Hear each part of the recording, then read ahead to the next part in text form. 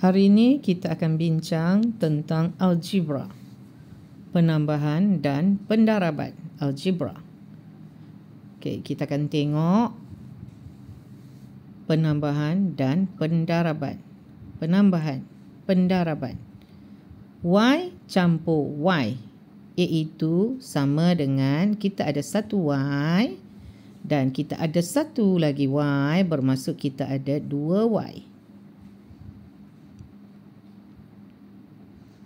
Dan untuk Y darab Y, bermaksud Y kuasa 1 darab kuasa 1. Bermaksud kita akan buat Y kuasa 2. 1 campur 1.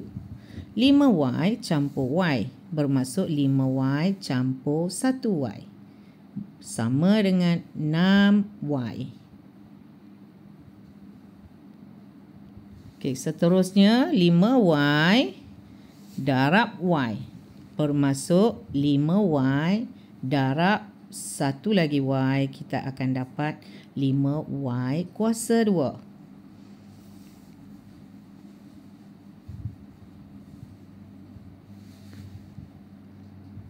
Seterusnya 2Y kuasa 2 campur 5Y kuasa 2. Y kuasa 2, Y kuasa 2 benda yang sama. Jadi 2 campur 5 sama dengan 7. Y kuasa 2.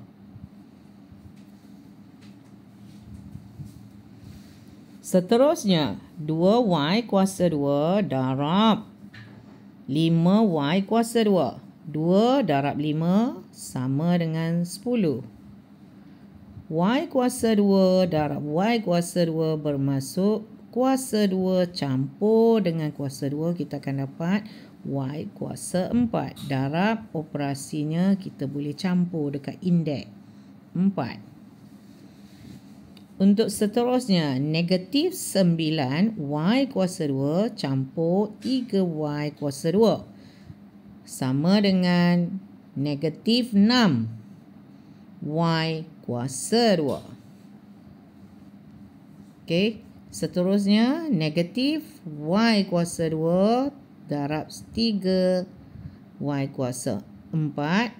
9 dengan 3 negatif 27 Y kuasa 2 darab 4. 2 campur 4 sama dengan 6 Y kuasa 6.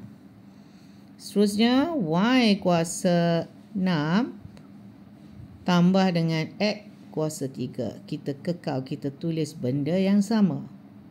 Sebab kita tak boleh operasi di antara kedua-duanya.